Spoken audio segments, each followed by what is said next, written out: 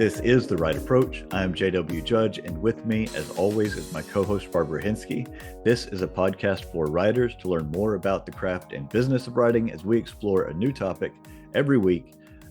Our guest this week is Tzivia Gover. She is the founder of Dreaming on the Page classes and workshops, and she is the author of several books, including Dreaming on the Page and The Mindful Way to a Good Night's Sleep.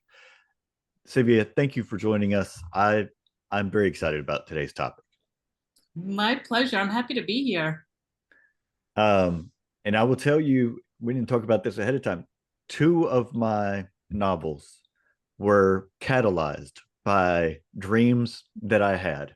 And so this idea of dreams benefiting your writing is something that is particularly close to me.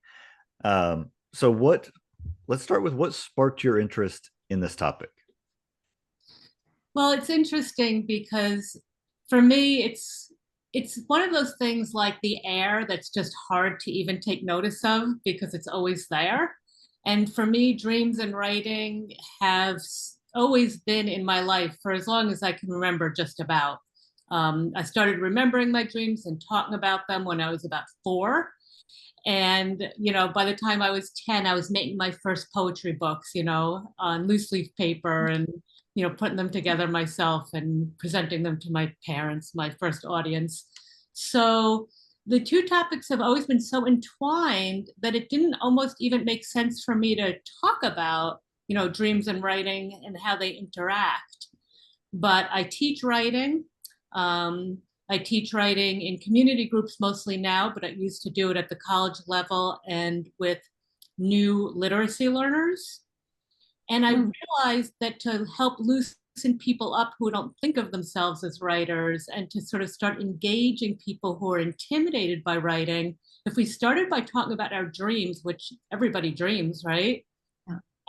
It would give us an entryway in, and it worked so well that I started really exploring all the ways that it connects and why does this work so well to get people comfortable and also to get people writing. And so what have you, discovered or explored about why it works well for writers, and maybe even talk specifically about how you approach doing it?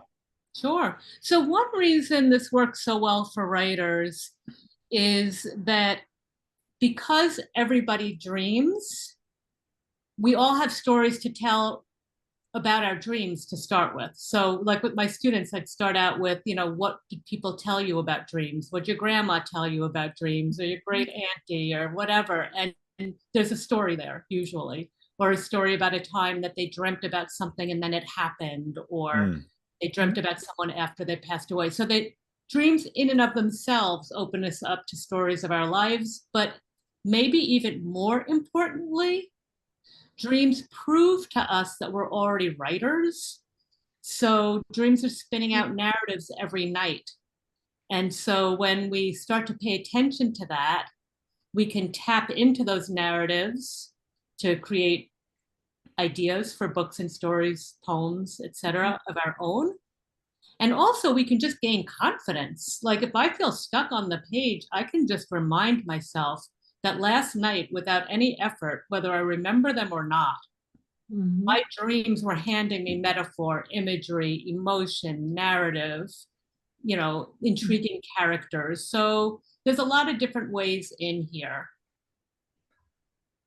So a lot of times I'm a very vivid dreamer, but a lot of times when I wake up in the morning, I only have the thinnest thread of knowing that I have dreamt something. And a lot of time they verge on horror and just weird, strange kind of dreams, for whatever that says about me. But a lot of the times I can't recall with any specificity what the dream was. Sometimes later in the day, something will trigger it and like, oh, that's what it was. But many more times, it's gone. And do you have any tools or things that you use or recommend for helping people to have greater recall about what they have dreamt?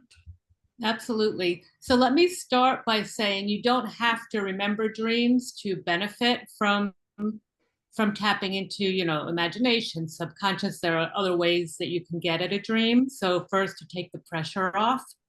So, you can use things like pulling random images out of a magazine or tarot cards, or, there's so many different ways to sort of conjure a dream for yourself, including using guided meditation and imagery before you write. But to your point, there are ways to remember your dreams. And as writers, we're lucky because we almost always have a pen and paper nearby. And that's the number one easiest way to start increasing your dream recall, is to keep that pen and paper by your bed. Before bed, write down your intention to remember your dreams. And then importantly, this is a piece people often forget. Even if you think you don't remember anything, pick up that pen and paper when you wake up and write down something. Because sometimes when you just start writing that phrase, I dreamed, something will come into your mind, even Mm. if you think you don't remember anything. That is so interesting because I know I dream, all people dream, but I have a recall of my dreams maybe 2 or 3 times a year tops. I just feel like my husband, will frequently wake up and say, "Oh, I had a weird dream last night," and he's off and running. And I'm like, who are you? I don't remember any of this. So I should start with the practice of at bedtime. My intention tonight is to remember my dream, and then in the morning, Yeah. I dreamed that, and see what happens. Okay. Yeah, and for those who don't remember dreams, we have actual neurobiological obstacles to dream recall. When we're dreaming, our short-term memory is shut down, and also there's a biological safeguard, which is that if we remembered our dreams too clearly, it would be hard for us to distinguish what happened awake and what happened dreaming, and that could Mm. be dangerous for us. So just to be gentle with yourselves. There are reasons it's a little tricky to remember them. And as writers, we constantly create them, right? The title of my book, Dreaming on the Page, we literally let our imagination free. We literally get ourselves into what Robin Olin Butler calls the writer's trance. I call it the dreamer's trance, but the writer's trance, where we sort of are dreaming, as we create. Characters are coming alive and we're in this co-creative process similar to the dream state. So we access it in all different ways. So, one of the things that I have experienced, and I will use my most recent novel, Watch Party, as an example of this, is I had a dream that it was a post apocalyptic world. And I don't remember the specifics of the world other than just it was devastation. It kind of reminded me of The Road by Cormac McCarthy. Like that's the mood of that dream. And a friend of mine and I walked to this rocky beach. And when we got there, we found just this pile of watches. And, it was time didn't matter anymore. And this was the end of the world. And people had just discarded their watches on this beach because what does it matter? And that eventually turned into a murder mystery novel that I wrote about group of people who get in a plane crash and wash up on this island. And ultimately, they're there for several days and give up hope of being found. And so they have a party, like in a not in a good sense, where they too decide like our watches don't matter anymore. We're just have a put the watches on the beach, and that's our deal. And so that idea, while it changed a bunch from what I dreamt versus what I actually included in the story, I have found that when I write my dreams, I change them to fit the narrative that I want to tell. But eventually, along the way, I lose what the dream was versus what I wrote, and they kind of meld together. Yeah, it's so interesting. The dream itself is something that we really literally can't capture. We try to when we write it down in our journals, but I think of the dream as very much alive, and it does change. It changes when we write it in our journal, it changes when we tell somebody, it changes when, as in your case, it gets incorporated into a story.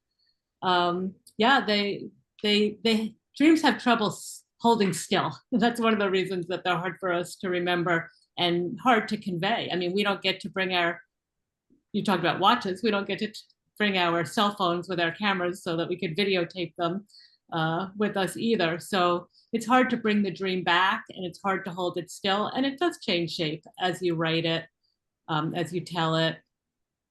So I guess what I'm saying is there's the dream as it happened, and then there's the dream that it evolved into in your story. And now you've got a multiplicity of dreams.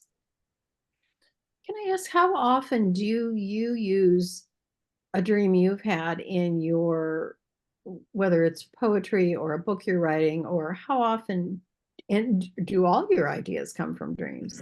Yeah, that's a great question. Poetry is the place where my dreams enter the most. And in that case, I would say, in answering your question, very often, either an image from a dream, an idea from a dream, or what I call dream dictation. Some of my poems, and I'm not alone in this, many of the poems you've read by your favorite poets are literally, writing down the dream and just altering it slightly, because the dream appears so often in a poetic form, full of imagery and concision. There are other ways the dreams show up in my books too. My nonfiction books might not have a specific dream image in them, although a lot of them do. But more often the dreams are coaching me.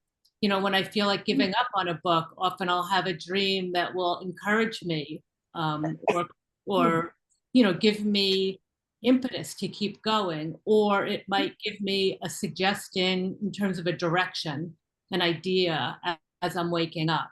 So those are all different ways that they show up in my books. Gosh, I am jealous that you are getting productive coaching from your subconscious in your dreams. Good Lord, I wish I had that. I'm going to be working on this. All right, so this conversation, go ahead, say whatever you were about to say. I just always want to bring it back to the fact that even if we don't remember our dreams, they remember us. So I'm certain that you are getting messages from your subconscious. You just don't even realize they came from a dream. That expression, sleep on it, when you have a problem. Yeah. So even if you don't remember your dreams, you can write a question down before bed or just think about it. And in the morning, you will probably have had some kind of shift or new insight.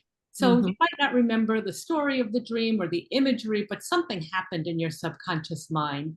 So we can all access, and we do access. I'm just naming something that happens, and helping us to be more conscious and conscientious about using it. But I can guarantee that you're getting those downloads. And I do. When you say that, the sleep on it, yes, 100%. Yeah. This conversation reminds me of Elizabeth Gilbert's book, Big Magic. And I've read it a couple of times now. I know that it's a little bit mystical, and I don't subscribe to everything in it. But I think there's a lot of truth to it and a lot that can be gleaned from it. And so I wonder if there are folks that you've encountered who resist this idea or this topic and have expressed that to you, and what that might sound like. Usually the people who resist it are people who don't remember their dreams, or who have a much more logic and order view of the world. But I find that when I talk to people about it, that softens, because we can talk about dreams and inspiration and creativity in the language of the mystical, in the language of New Age. But we can also talk about it in the language of neuroscience. And in that regard, it's hard for anybody to resist it. I mean, we can talk about how when we're asleep and dreaming, the neurochemistry in our brain shifts to make our thinking more associative and prioritizing random order or random association, putting random images together. That's just something the brain does because of the neurochemical shifts. So if I start to talk about it in those terms, then it's hard for somebody not to see, how all this works, how you could call it magic, or you could just say that our brain goes through all these different shifts in 90-minute cycles, more or less, whether we're dreaming or awake. Opening us up to different patterns of thought that feel different and give different benefit. So in my mid-20s, I think, which feels like a faraway time now, I went through a period where I dreamt vividly for a stretch and just started writing them down. And it seemed like the more consistently that I wrote them down, the stranger the dreams got and the more consistently I had them. So it was this escalating pattern of really weird, vivid, sometimes horrific dreams. And I quit writing it because I was like, all right, I need a break. And I don't know if that is happenstance, like I was just going through a phase, or if those things are connected, because I haven't actually, looked into it. But have you found that there is a relationship between the effort you take to write your dreams and the consistency with which you have them or remember them? Absolutely. Absolutely. What you described is quite common, and it's just the way it works. So, and also where you got to, where it's overwhelming, and so I have to stop. That happens to people quite a bit also. The strangeness and the fact that the dreams had a horrifying tinge at times, that doesn't necessarily happen. Everybody's dream tableau is a little bit different and at different times of life, but those are not unusual circumstances either, or results. So I think of it as a faucet that I can turn on and off, and I can regulate the flow. So I'm somebody with very high dream recall. And there have been times literally when writing down my dreams has made me late for work, has made me, distracted at work, or whatever the case might be. So what you do simply is you regulate the flow. When it gets to be too much, you might just write down as much as you remember in 5 minutes and leave it. Or you might even decide, this week I'm not going to write down my dreams, or I'll save it for the weekend. And you can sort of work with your dreams that way. So in an article that I I read it, you wrote it, on Jane Friedman's website, you used a word that I haven't heard of before, and it seems like it has some variants: moodling. So will you tell us about the word moodling and provide some connotation for it and why it's a word that you appreciate? Mm-hmm. Well, first of all, it's a fun word to say. So we'll just start with that, moodling. You just have to say that 3 times. I believe that I got that word from Brenda Ueland's book, Ueland. She has a classic book. I believe it's called, I don't have it right in front of me, so you want to write. But if you look up Brenda Ueland, you'll find it. And she talks about these states where your mind is free, because you're doing something that doesn't take a lot of brain power or focused brain energy. So it could be doodling is a form of moodling, or just messing around in the garden, or playing with paint, and just letting your mind get into that sort of free and easy, unconstrained modality. And moodling can be really productive and important for us as writers. So when you're writing and you get stuck on something, you can just do a little moodling, step away from the desk, do something that's moodily, doodle, Play with, if you're around kids and there are toys around or puzzles, and then come back and try again. And it's almost like having gone to sleep and woken up. You get that refreshed brain state that's a little bit more hypercharged and focused and creative because you took that break away. So I wonder if for that is absolutely my experience, and now I've got a fun word for it. I love it. I wonder if you have any suggestions for writers who, trying to figure out a question as I think here and talk. A lot of times dreams may, when you wake up and you think about it, it may put you in a state of judgment about yourself, that maybe that was silly or shameful or ridiculous or absurd, depending on what the particular dream is, of how it makes you feel about the dream itself and you as the person who conjured that thing up. So I wonder if you have any suggestions or ideas for people who want to engage in this, but might experience those feelings and how to cope with it. Oh, yeah. What an interesting question. I'm so used to being asked about when we're judging our writing on the page. And we use a lot of those same terms, right? This is silly. This is embarrassing. I'm embarrassed I even thought of this. What kind of person am I to have, put that on the page? But yeah, that couldn't happen with dreams too. I certainly had people come to me and say, I'm so embarrassed. I've never told somebody this dream. I'm afraid this means I'm crazy or immoral. I think that it's interesting how it applies to both things, isn't it? Right? To our writing and just to when our subconscious wanders and dream.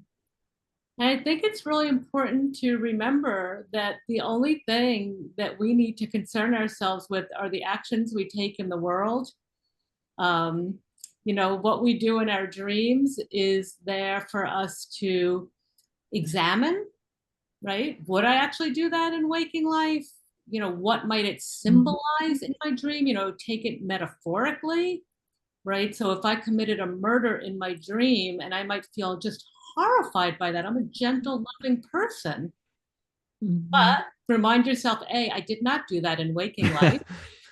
And B, what if I took that as a metaphor? Maybe there's something in my life that I need to kill off symbolically in order to be the best person I can be. So then we can switch from judging to having a constructive relationship with the imagery and the actions in our dreams. Yeah, I think you navigated that really well. And that makes a lot of sense. Yes. Because I know that taking a constructive view at it is not my initial approach. And so that definitely merits consideration. Barbara, I'm trying to think about how to word my next question if you've got one ready to go. I'm finding this a really deep subject, and I'm thinking about, internalizing all this. So I'm doing more thinking than I am verbalizing, which is maybe part of the process. Well, okay. One of the things you mentioned kind of in a list in that article is know yourself. And I think maybe this correlates with what we were just talking about. How can an examination of your dreams help you to have a better understanding, empathy, appreciation for yourself? So that's a really deep question, and it really can in a way tie together some of the things we've just been talking about, self-judgment based on what we dream or what we write. The fact that this topic, we've only been talking together for 20, 25 minutes maybe, and already it's bringing us into some kind of deep place individually and together. And then there's this issue of knowing yourself. So Carl Jung said at some point something to the effect of dreams aren't winning any popularity contests.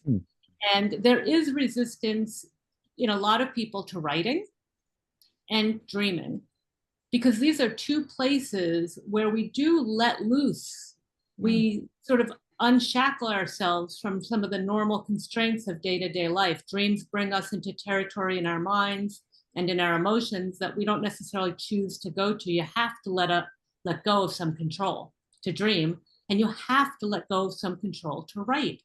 And so often I'll give students in my class a prompt that I think is totally innocuous, like write about the contents of your mother's pocketbook or your aunt's pocketbook, and it brings people to tears. And I'm shocked, like, whoa, what just happened? Because when we're creative in any of these states, we go to neighborhoods in our minds that perhaps are unexpected. So it does get deep. It can get to places where we feel like we don't know ourselves. You know, I'm not the person in that dream, or who am I to put this on a piece of paper? You know, maybe I feel like I'm betraying someone in my family or my life by saying what's true for me. So know yourself. Well, what dreams really can help us do is befriend all these different parts of ourselves, not just by dreaming, but by interacting with the dream, by doing the kinds of things we talked about. You know, if I have a dream that I'm committing murder, then in waking life, I can think, what is it I need to kill off? Or symbolically, metaphorically, I want to stress that. Or if we dream, you know, that someone's attacking me, we can ask ourselves, what does that attacker actually want from me? Again, we're in the realm of metaphor.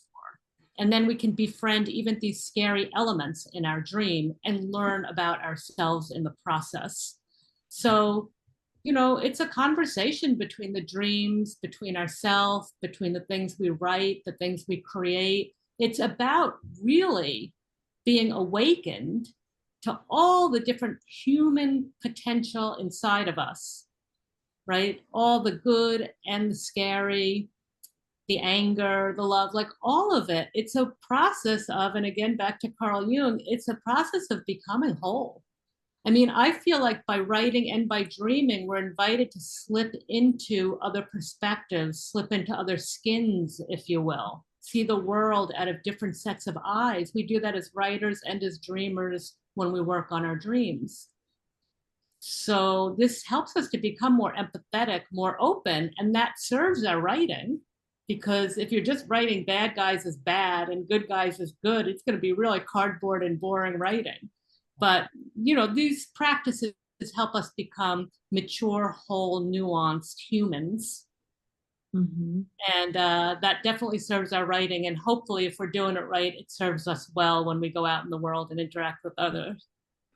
Yeah, that makes a lot of sense. I talked about this in the early days of this podcast when we spoke with Dan Wales. But when I was in high school, I started writing poetry, and a lot of it, I was, it was a rough patch in high school, and a lot of it trended kind of dark. And I left my notebook that I wrote all my poetry in laying somewhere, and somebody found it and turned it in. And then there were meetings with teachers and administrators and lots of things because people were concerned. You know, and part of, there was a part of me was like, you know what, we can read Edgar Allan Poe, but if I write any of this, then it results in this. And so that created in me this closed box of here is a part of me that I cannot let other people know about.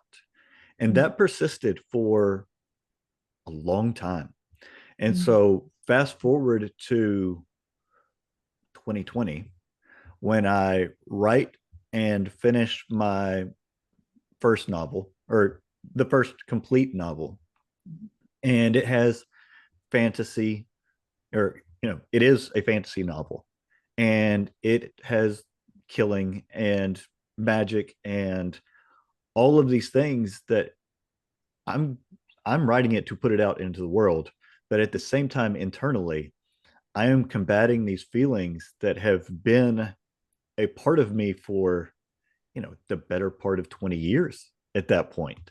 And that fear and anxiety and concern about, I've written these things that are in some ways the most personal parts of me, even though, and maybe because they are totally imaginary, like they don't exist anywhere in the world outside of my brain. And I have created this thing that I'm going to share with, it's a lot easier to share it with strangers than to people but to make available to people who I know, for them to do and think about whatever it causes them to think about me and what I've created. So, you know, I'm on novel 6 now, so there's been a lot of dropped bodies between then and now. I've gotten a lot more comfortable with it. I've talked to people who I have similar religious beliefs and worldviews, and had conversations with them, of, hey, me, and we think about things the same way. Read this and tell me if it has any particular effect on you, and whether that's okay, and that sort of thing. So I had a lot of those conversations and gotten comfortable with it, but it took a lot of discomfort to get there, and years of writing and putting it out there to get there. So what you were saying about knowing yourself, getting comfortable, which takes some effort and intention of putting yourself in a position to share it with others, if that's what you want to do. Because there may be plenty of people who write and don't want to share it. They want to put it on the page and create the thing, but it's not their intent for, a mass audience to ever read it. That took a lot of work. Yeah, that's a beautiful story, and a story of a lot of harm, the harm that comes when things get taken out of our hands, not when they're ripe and ready to be shown, or when we're ready to show them. And also healing, just a lot of deep healing, going through the process then as an adult consciously, and choosing how you're going to navigate the entry of this work into the world by showing your friends first. I think that's a really, really gorgeous and important story that you just shared. And I'll say too that I think everybody from when I was in high school and the thing happened was well intentioned. I mean, so that was the late 90s. We were not very far removed from Columbine. And everybody was doing what they needed to do to make sure everybody was okay. I just internalized it in a particular way. So I'm not saying anybody did anything improper, but it had an effect on me that took a lot of time to sort out. So, and a good reminder for us as adults, when we do encounter these situations, when we have the opportunity to see deep inside a young person, and just to make sure that we wrap all of it up in the reassurances and all of those things to help them move forward with it. But yeah, that, those adults were dealing with something really difficult and they did their best. But it's a very sensitive thing. And just as we know with writers, any kind of feedback about our writing, even in a writing circle or an MFA program, and sharing a dream, we're in a very vulnerable moment. So even when people are best intentioned, it can cause us hurt. Yeah. And remarkable that you came back as an adult and wrote and put it out there, because a lot of people, that experience would have just knocked that off. Well, I have no small amount of stubbornness and orneriness, so that probably played a part in it. This is one of those conversations that I will be thinking about for long after we end this interview. But before we do that, Tzivia, I want you to make sure to tell folks where they can find you and the work that you're doing, and perhaps even engage in one of your classes or workshops. Absolutely. So my book is called Dreaming on the Page, and you can find me by just typing in dreamingonthepage.com, or my website is Third House Moon, spelling out the word third, housemoon.com. Also, if you can spell my name correctly, you can find me online. And on my website, there is a list of coming events. I have some workshops coming up online and in person, and I also offer one-on-one dream work and one-on-one writing consultations that are based on the dreaming on the page approach to writing, as we've been discussing here today. All right. Well, thank you so much for joining us. Really, I really enjoyed this. Yeah, it's been my pleasure. So nice to be with both of you, and I wish you well in your dreaming and in your writing. Thank you. And you as well.